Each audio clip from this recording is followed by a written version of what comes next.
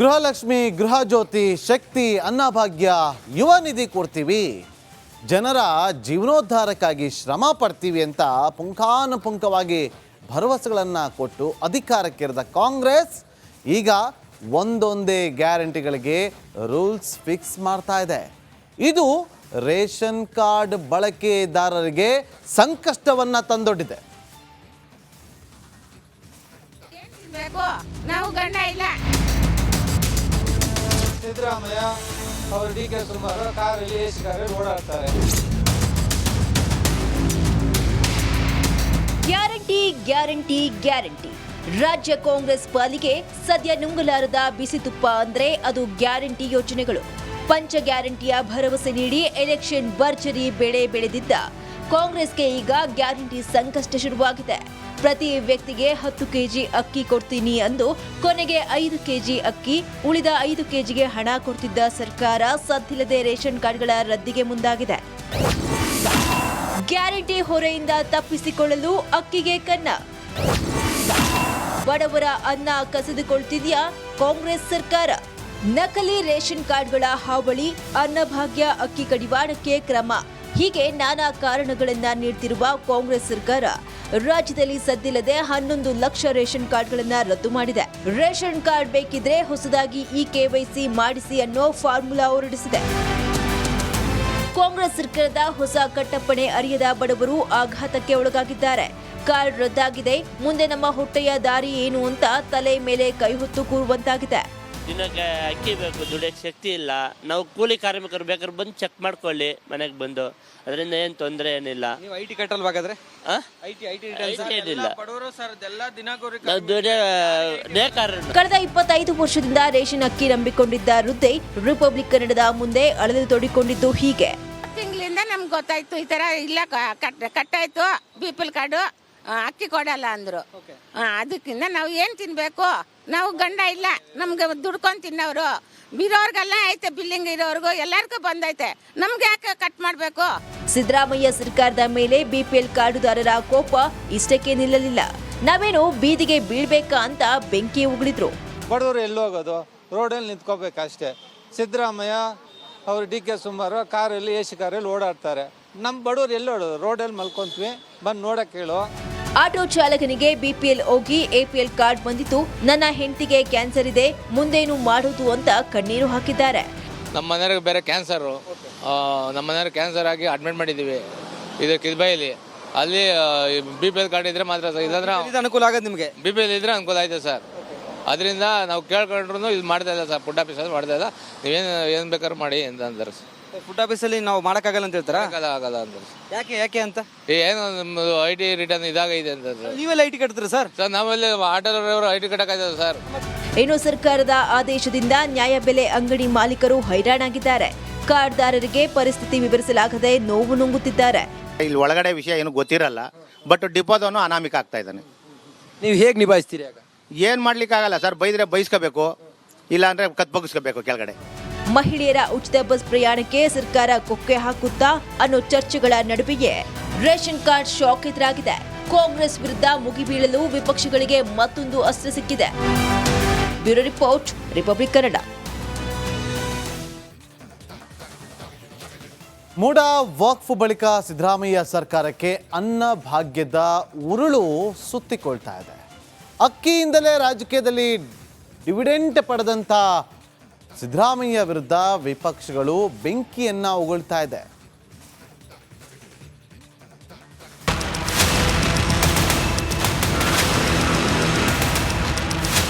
ಯಾರು ಅನರ್ಹರಿದ್ದಾರೆ ಅವ್ರಿಗೆ ಕೊಡಲ್ಲ ಅಂತ ಹೇಳಿ ಸಿದ್ದರಾಮಯ್ಯ 2.0 ಸರ್ಕಾರದ ಸುತ್ತ ನಿತ್ಯ ಒಂದಿಲ್ಲೊಂದು ವಿವಾದಗಳು ಗಿರ್ಕಿ ಹೊಡೆಯುತ್ತಲೇ ಇವೆ. ಇಷ್ಟು ದಿನ ಮೂಡ ವಕ್ಫ್ ವಿವಾದದಲ್ಲಿ ಮುಳುಗಿದ್ದ ಕಾಂಗ್ರೆಸ್ಗೆ ಈಗ ರೇಷನ್ ಕಾರ್ಡ್ ಕ್ಯಾನ್ಸಲ್ನ ಬಿಸಿ ಸುಡುತ್ತಿದೆ. ರಾಜ್ಯದ ತೆರಿಗೆ ಸಂಗ್ರಹದ ಹಣ ಏನಾಯ್ತು? ಕಾಂಗ್ರೆಸ್ ವಿರುದ್ಧ ಕುಮಾರಸ್ವಾಮಿ ಕಿಡಿ. ಸಿದ್ದರಾಮಯ್ಯ ಸರ್ಕಾರದ ವಿರುದ್ಧ ಕೇಂದ್ರ ಸಚಿವ ಕುಮಾರಸ್ವಾಮಿ ಭ್ರಷ್ಟಾಚಾರದ ಬಾಂಬ್ ಸಿಡಿಸಿದ್ದಾರೆ. 11 ಲಕ್ಷ BPL ಕಾರ್ಡ್ಗಳು APLಗೆ ಬದಲಾಗಿದ್ದೇಕೆ ಅಂತ ಪ್ರಶ್ನೆ ಮಾಡಿರುವ ಕುಮಾರಸ್ವಾಮಿ ಸರ್ಕಾರದ ಮೇಲೆ ಹೊರೆ ತಪ್ಪಿಸಲು ಈ ರೀತಿ ಮಾಡ್ತಿದ್ದಾರೆ ಅಂತ ಆರೋಪಿಸಿದ್ರು. ತೆರಿಗೆಯನ್ನು ವಿಧಿಸಿ ಅದರಿಂದ ಬರ್ತಕ್ಕಂಥ ಲಾಭ ಎಲ್ಲಿ ಹೋಗ್ತಾ ಇದೆ, ಆ ದುಡ್ಡು ಎಲ್ಲಿ ಹೋಗ್ತಾ ಇದೆ? 52,000 ಕೋಟಿ ಅಂತಕ್ಕಂಥದ್ದನ್ನ ಇವರು 5 ಗ್ಯಾರಂಟಿಯ ಕಾರ್ಯಕ್ರಮಕ್ಕೆ ನಾವು ಉಪಯೋಗ ಮಾಡ್ತಿದೀವಿ ಅನ್ನೋದು ಬೇರೆ. ಈ ಒಂದು ಹಿನ್ನೆಲೆಯಲ್ಲಿ ಇವತ್ತು ಮದ್ಯಪಾನೀಯರ ಮೇಲೆ ಏರಿಸ್ತಾ ಇರ್ತಕ್ಕಂಥ ಒಂದು rate, guidance value rate rise ಮಾಡಿರ್ತಕ್ಕಂಥದ್ದು ಮತ್ತು ರಿಜಿಸ್ಟ್ರೇಷನ್ ಸ್ಟಾಂಪ್ ವ್ಯಾಲ್ಯೂ ರೇಟ್ ಮಾಡಿರ್ತಕ್ಕಂಥದ್ದು ಹೇಳ್ತಾ ಹೋದ್ರೆ ಹಲವಾರು ವಿಷಯಗಳನ್ನ ಹೇಳಬಲ್ಲೆ. ಕಾಂಗ್ರೆಸ್ ಆಡಳಿತದಲ್ಲಿ ರಾಜ್ಯ ದಿವಾಳಿಯಾಗ್ತಿದೆ. ಈ ಕಾರಣದಿಂದಲೇ ಬಿಪಿಎಲ್ ಕಾರ್ಡ್ ರದ್ದು ಮಾಡ್ತಿದ್ದಾರೆ ಅಂತ ಮತ್ತೊಬ್ಬ ಕೇಂದ್ರ ಸಚಿವ ಪ್ರಹ್ಲಾದ್ ಜೋಶಿ ದೂರಿದ್ದಾರೆ. ಪ್ರಧಾನಮಂತ್ರಿ ಕೃಷಿ ಸಮ್ಮಾನ ಯೋಜನೆಗೆ ಯಡಿಯೂರಪ್ಪ ಅವರು 4,000 ರೂಪಾಯಿ ಶುರು ಮಾಡಿದ್ರು, ಅದನ್ನು ಬಂದ್ ಮಾಡ್ಯಾರ. ಇವೆಲ್ಲ ಬಂದ್ ಮಾಡಿ ಗ್ಯಾರಂಟಿ ಕೊಡ್ತೀವಿ ಅಂದ್ರೆ ಏನು ಅರ್ಥ ಅದು?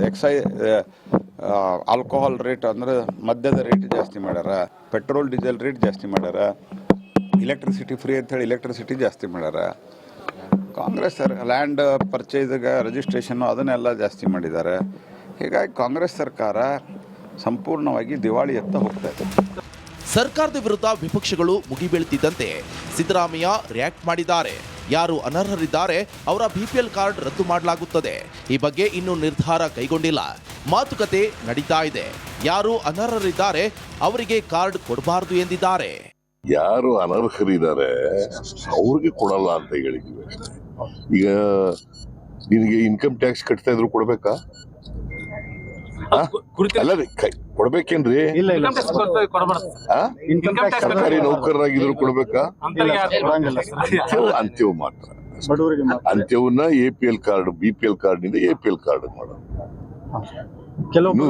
ಇನ್ನು ಡಿಸಿಷನ್ ತಗೊಂಡಿಲ್ಲ ನಾವು. ಆ ತರ ಮಾಡಬಹುದು ಅಂತ ಅನ್ಕೊಂಡಿದೀನಿ ನಾನು.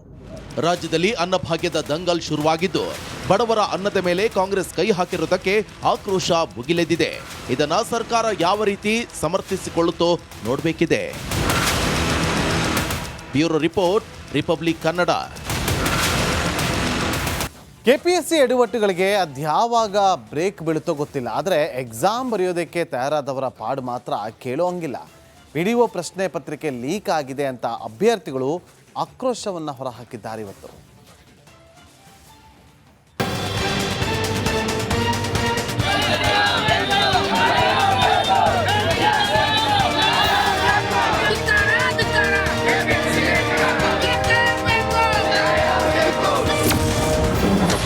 PDO ಪರೀಕ್ಷೆಯಲ್ಲೂ ಭಾರಿ ಎಡವಟ್ಟು. ಕೆಪಿಎಸ್ಸಿ ವಿರುದ್ಧ ಅಭ್ಯರ್ಥಿಗಳ ಆಕ್ರೋಶ. ಕೆಪಿಎಸ್ಸಿ ಮೇಲೆ ಒಂದಲ್ಲ ಒಂದು ಆರೋಪಗಳು ಕೇಳಿ ಬರುತ್ತಲೇ ಇವೆ. ಸರಿಯಾಗಿ ಪ್ರಶ್ನೆ ಪತ್ರಿಕೆ ತಯಾರಿಸ್ತಾ ಇಲ್ಲ ಎನ್ನುವ ಆರೋಪಗಳು ಪದೇ ಪದೇ ಕೇಳಿ ಬರ್ತಿದೆ. ಇದೀಗ PDO ಪರೀಕ್ಷೆಯಲ್ಲೂ ಕೆಪಿಎಸ್ಸಿ ಎಡವಟ್ಟು ಮಾಡಿದೆ.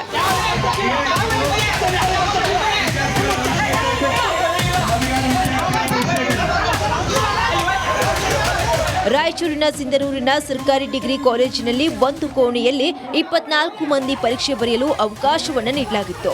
ಆಗ 24 ಪ್ರಶ್ನೆ ಪತ್ರಿಕೆ ಬದಲು 12 ಪ್ರಶ್ನೆ ಪತ್ರಿಕೆ ಮಾತ್ರ ಹಂಚಲಾಗಿದೆ. ಇದರಿಂದ ಆಕ್ರೋಶಗೊಂಡ ಅಭ್ಯರ್ಥಿಗಳು ಸಿಂಧನೂರು ಕುಷ್ಟಗಿ ರಸ್ತೆ ತಡೆದು ಪ್ರತಿಭಟನೆಯನ್ನು ನಡೆಸಿದ್ದಾರೆ. ಪ್ರಶ್ನೆ ಪತ್ರಿಕೆ ಲೀಕ್ ಆಗಿದೆ ಅಂತ ಆರೋಪಿಸಿ ಅಭ್ಯರ್ಥಿಗಳು ಪ್ರತಿಭಟನೆ ನಡೆಸಿದ್ದಾರೆ. ಇನ್ನು ಸ್ಥಳಕ್ಕೆ ಸಿಂಧನೂರು ಟೌನ್ ಪೊಲೀಸರು ಭೇಟಿ ನೀಡಿ ಪರಿಶೀಲನೆ ನಡೆಸಿದರು.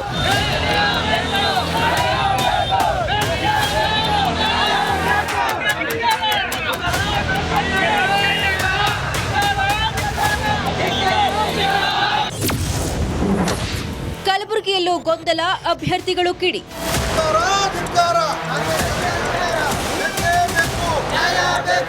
ಸಿಂಧನೂರು ಬಳಿಕ ಕಲಬುರಗಿಯ ಗುಡ್ ಶೆಫರ್ಡ್ ಪರೀಕ್ಷಾ ಕೇಂದ್ರದಲ್ಲೂ ಪ್ರಶ್ನೆ ಪತ್ರಿಕೆ ಗೊಂದಲ ಉಂಟಾಗಿದೆ. ಒಂದು ಕೋಣೆಯಲ್ಲಿ 24 ಅಭ್ಯರ್ಥಿಗಳಿಗೆ ಅವಕಾಶವನ್ನು ಕಲ್ಪಿಸಿದ್ದು ಕೇವಲ 12 ಪ್ರಶ್ನೆ ಪತ್ರಿಕೆಗಳನ್ನು ಕೆಪಿಎಸ್ಸಿ ಕಳುಹಿಸಿದೆ. ಅಲ್ಲದೆ ನಿಗದಿತ ಸಮಯಕ್ಕಿಂತ 20 ನಿಮಿಷ ತಡವಾಗಿ ಪ್ರಶ್ನೆ ಪತ್ರಿಕೆ ವಿತರಿಸಲಾಗಿದೆ. ಇದರಿಂದ ರೊಚ್ಚಿಗೆದ್ದ ಪರೀಕ್ಷಾರ್ಥಿಗಳು ಪರೀಕ್ಷೆಗೆ ಹಾಜರಾಗದೆ ಪ್ರತಿಭಟನೆಯನ್ನು ನಡೆಸಿದರು. ಪರೀಕ್ಷಾ ಕೇಂದ್ರದ ಮುಂದೆ ಧಿಕ್ಕಾರವನ್ನ ಕೂಗಿ ಆಕ್ರೋಶಗೊಂಡರು.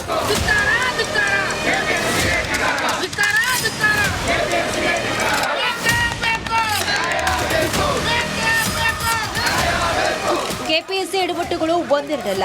ಈ ಮೂಲಕ ಅಭ್ಯರ್ಥಿಗಳ ಜೀವನದ ಜೊತೆ ಆಟ ಆಡ್ತಾ ಇರೋದಕ್ಕೆ ಆಕ್ರೋಶವನ್ನ ಹೊರಹಾಕಿದ್ರು. ಆದಷ್ಟು ಬೇಗ ಈ ರೀತಿಯ ಎಡವಟ್ಟು ಆಗದಂತೆ ಕ್ರಮವನ್ನ ಕೈಗೊಳ್ಳಬೇಕಿದೆ. Bureau report.